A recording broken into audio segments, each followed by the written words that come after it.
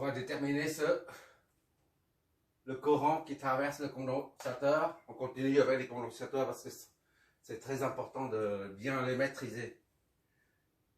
Et on doit savoir comment ça fonctionne, un condensateur. C'est pour ça que je fais beaucoup d'exos dessus. À partir du courant, on en déduit la puissance. On a une tension de forme exponentielle.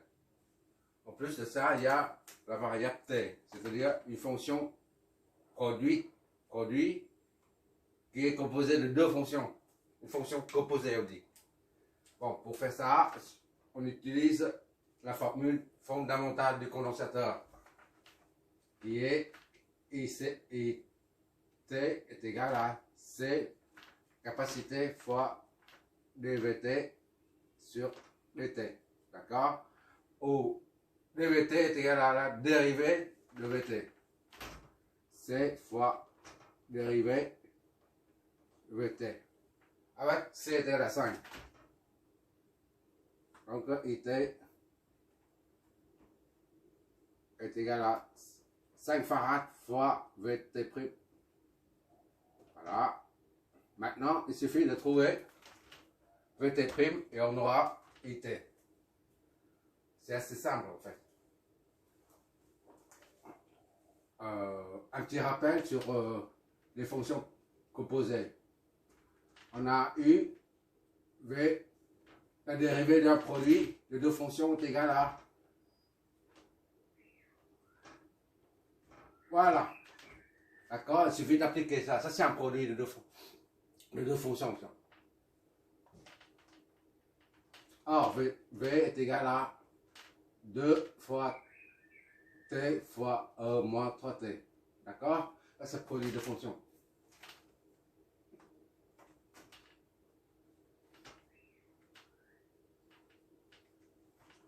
Vt' est égal à 2 fois u', v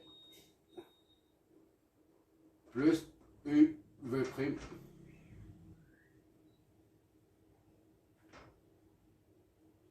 Tout simplement, d'accord?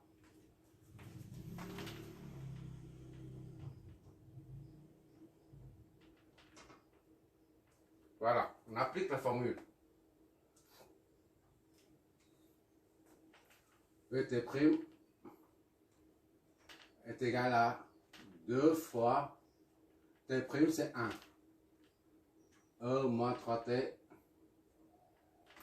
plus t fois moins 3 dérivé de ça.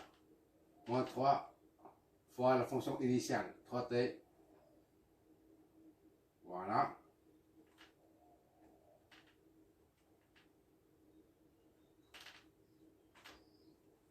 Donc, est égal à 2 E moins 3t moins 6 t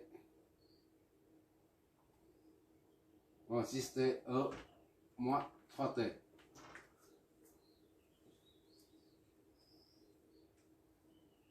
Bon, maintenant pour I, ça c'est 1. IT, on injecte ça dedans. 5 fois 2 E. Là c'est 2 moins 6 T factorise. E moins 3T. D'accord?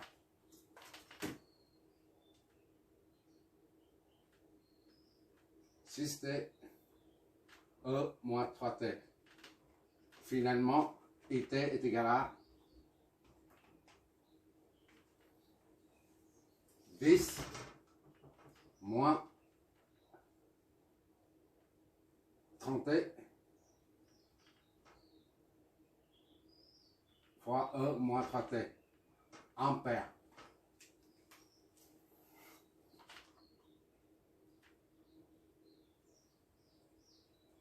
Voilà.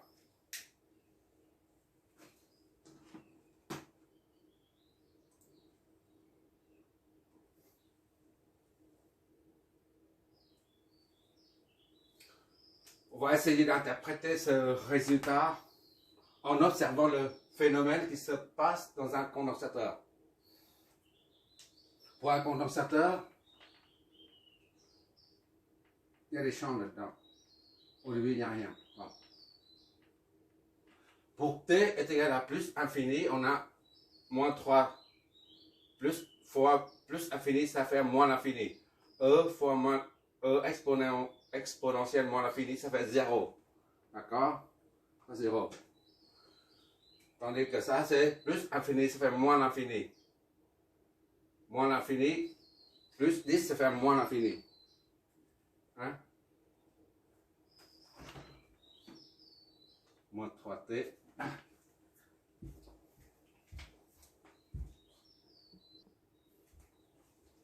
On part plutôt de 0. À l'instant 0. À l'instant 0, on a 0 fois moins 3, ça fait 0. Exponentielle de 0, c'est 1. D'accord? On part de 0 dans l'ordre. Et après ça, à l'instant t est égal à 0. On a ça, c'est égal à 1. T égale à 0, ça fait 10. Moins 30 fois 0, ça fait 10. 10 fois 1, ça fait 10 ampères.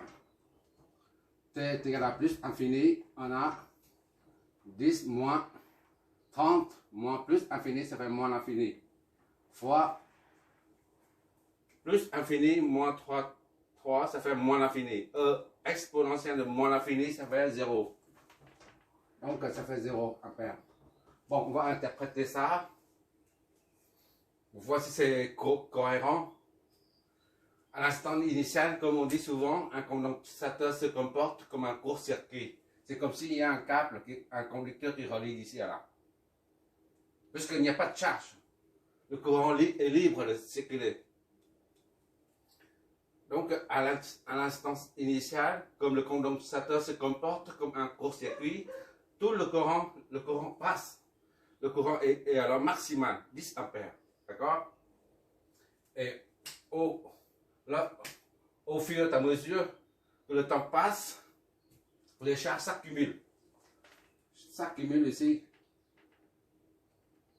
Et plus il y a de charges, plus il y a de champs électriques. D'accord?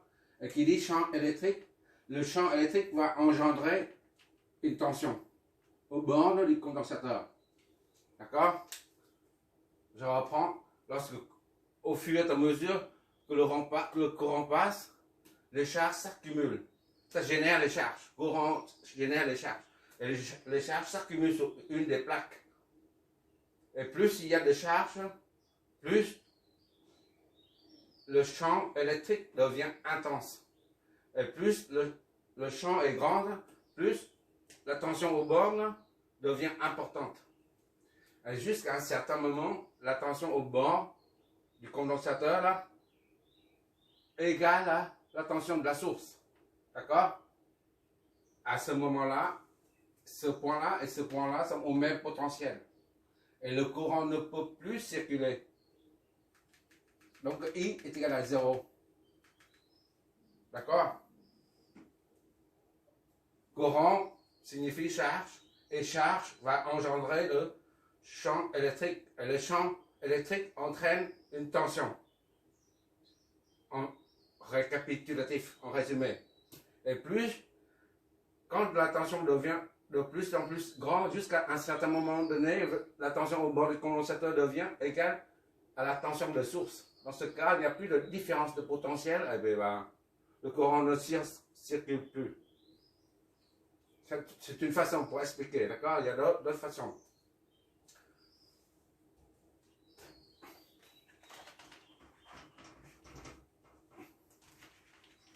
Maintenant, il faut calculer la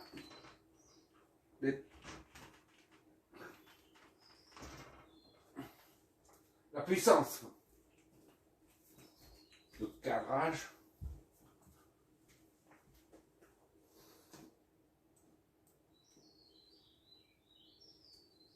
On a établi la puissance Pt est égal à C fois V T fois Vt'. D'accord? La puissance est aussi égale à VT fois IT. On va faire, il y a deux méthodes pour voir la formule qu'on a établie et bien correspond bien à ça. D'accord? On va faire avec deux méthodes. Bon, première méthode, classique, disons, VT est égal à VT fois IT. VT c'est quoi? 2T E moins 3T fois IT, c'est ça. 10 moins 3, 30T E moins 3T. D'accord? On met ça et ça fait E moins 6T. 2T, ici là, 2T. 10 moins 3T, 30T, 10 moins 30T, E moins 6T. D'accord? E moins 3T fois E moins 3T. EA fois EB est égal à EA plus B. D'accord?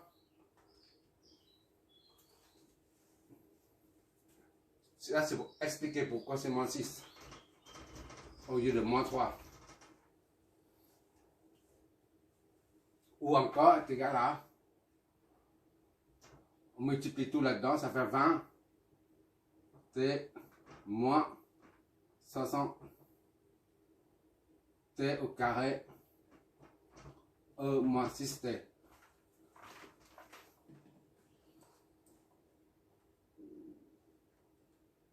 Qu'est-ce qu'on va faire?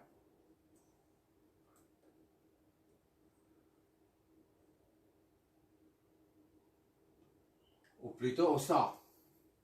On sort, c'est la même chose. Bon, maintenant on calcule avec la puissance avec cette formule-là pour voir ce que ça donne. PT est égal à VT. C c'est combien? C c'est 5. La constance c'est 5. Fois VT c'est ça. 2TE moins 3T. D'accord? Fois V'. V' c'est quoi? On a trouvé combien? VT' c'est ça. 2 moins 6T. 2 moins 6T.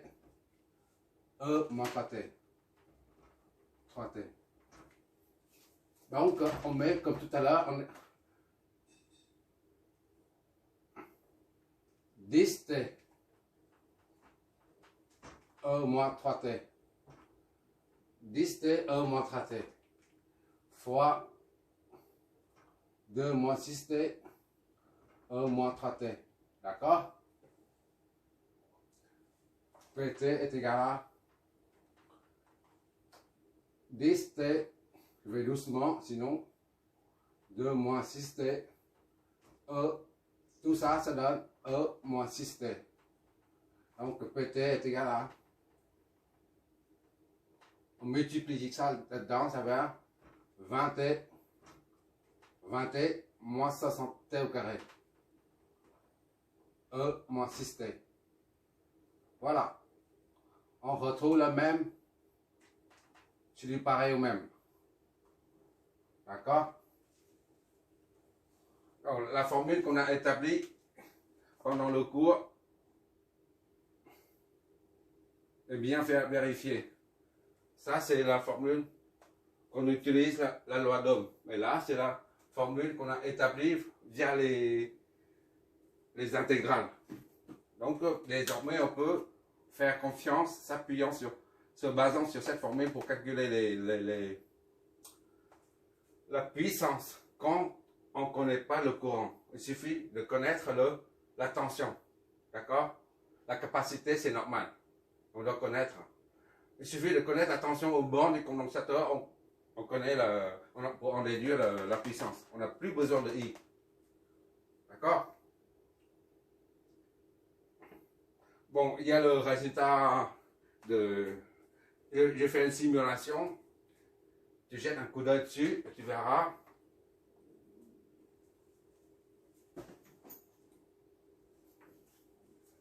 Ça. 10. Un qui fait ça, le courant, il fait ça. le maxi et un mini.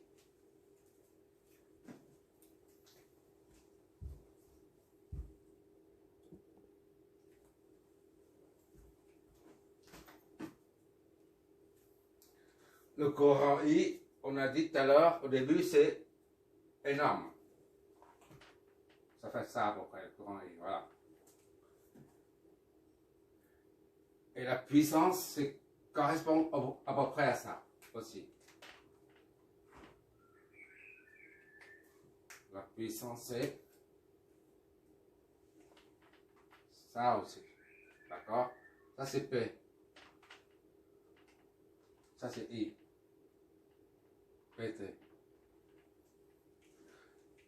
Pendant la simulation, je vérifie tout le temps. Par exemple, je prends un point ici à 3 secondes, 2 secondes par exemple.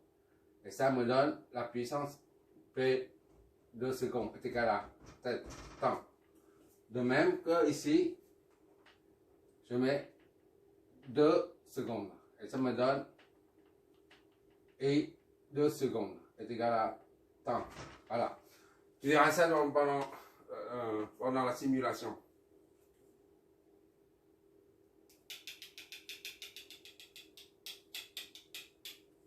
Merci d'avoir regardé.